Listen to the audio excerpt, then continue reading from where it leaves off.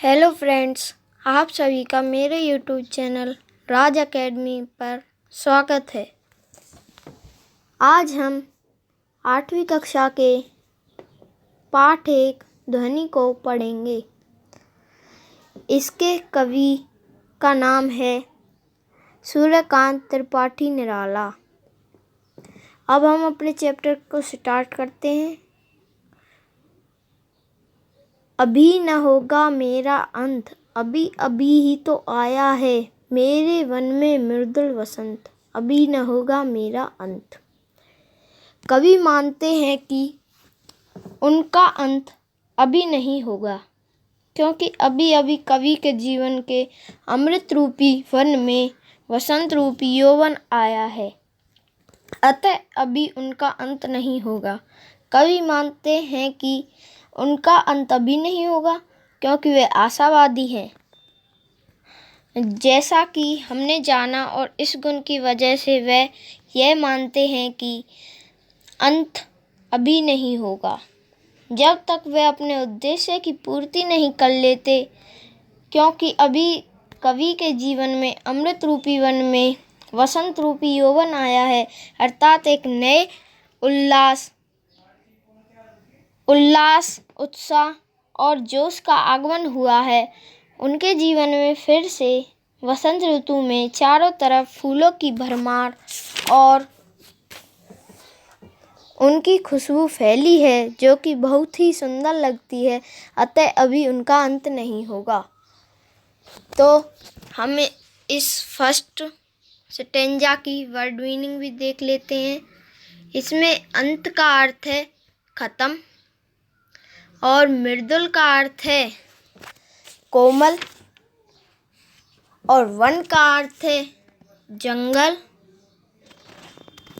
बस अब हम दूसरे स्टेंजा पे चलते हैं। तो हरे हरे ये पात डालियाँ, कलियाँ कोमल गात, मैं ही अपना स्वप्न मृदुल कर फिरूंगा निर्दित कलियों पर, जगा एक प्रत्यूष मनोहर। अब कवि प्रकृति का वर्णन करते हुए कहते हैं कि चारों ओर वृक्ष हरे भरे हैं, पौधों पर कलियां खिली हैं जो अभी तक सो रही हैं। कवि कहते हैं कि मैं सूर्य को लाकर इन अलसाई कलियों को जगाऊंगा, इनके आलस को उतारूंगा। पंक्तियों में कवि यह भी कहना चाहते हैं कि निराश व जिंदगी से हारे लोगों को मैं जीवन दान दूंगा। कवि प्रकृति का वर्णन करते हुए कहते हैं कि चारों ओर वृक्ष हरे भरे हैं और पौधों पर कलियां खिली हैं जो अभी तक सो रही हैं। कवि कहते हैं कि मैं सूर्य को लाकर इन अलसाई कलियों को जगाऊंगा। इसका अर्थ यह है कि वह युवा पीढ़ी में नई प्रेरणा और उत्साह संचार करेंगे और उन्हें जागृत करेंगे।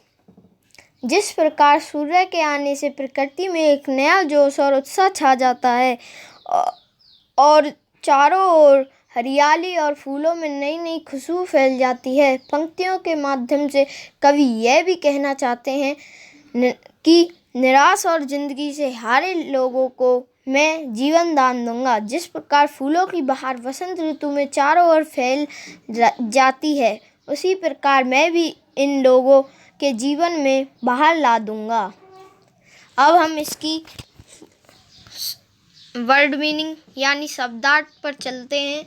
तो यहाँ पात का अर्थ है पत्ता, गात का अर्थ है शरीर, स्वप्न का अर्थ है सपना, मृदुल कर का अर्थ है हाथ, कलियों का अर्थ है थोड़ी खिली कलियां, प्रत्यूष का अर्थ है सवेरा, और मनोहर का अर्थ है सुंदर। तो अब हम तीसरे स्टेंजा पर चलते हैं। तो पुष्प पुष्प से तंद्रालस लालसा खींच लूंगा मैं, अपने नवजीवन का अमृत शहर सींच दूंगा मैं, द्वार दिखा दूंगा फिर उनको, है मेरे वे जहां अनंत, अभी न होगा मेरा अंत। तो प्रस्तुत पद्यांश में कवि प्रकृति के द्वारा निराश हताश लोगों के जीवन को खुशियों से भरना चाहते हैं। वे कहते हैं कि मैं एक एक फूल से आलस्य को खींच लूँगा, अर्थात मैं आलस में पड़े युवकों के मन में नए जीवन का अमृत प्रसन्नता से भर दूंगा। कवि प्रकृति के द्वारा निराश हताश लोगों के जीवन को खुशियों से भर देना चाहते हैं। कवि खुशी से यह कार्य करना चाहते हैं और हर युवा जाति के भीतर एक नया जोश भर देना चाहते हैं।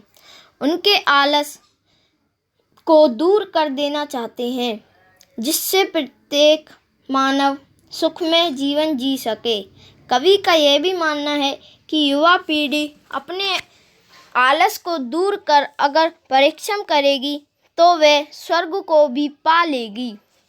जो ईश्वर को प्राप्त कर लेता है उसका अंत नहीं होता। कवि कहते हैं कि जब तक वो नई पीढ़ी को सही राह नहीं दिखा देते तब तक उनका अंत नहीं हो सकता। अब हम इसकी वर्ड मीनिंग यानी शब्दार्थ पर चलते हैं। तो पुष्प का अर्थ है फूल या फूल, और तंद्रालस का अर्थ है नींद से अलसाया हुआ। लालसा का अर्थ है लालच। नव का अर्थ है नए। अमृत का अर्थ है सुधा। सहर्ष का अर्थ है खुशियों के साथ, और सींच का अर्थ है सिंचाई। द्वार का अर्थ है दरवाजा। अनंत का अर्थ है जिसका कभी अंत ना हो। अंत का अर्थ है खत्म। तो इसी के साथ मैं अपनी वीडियो को समाप्त करता हूँ। अगर आपको मेरी वीडियो अच्छी लगी हो तो लाइक सब्सक्राइब ज़रूर करें।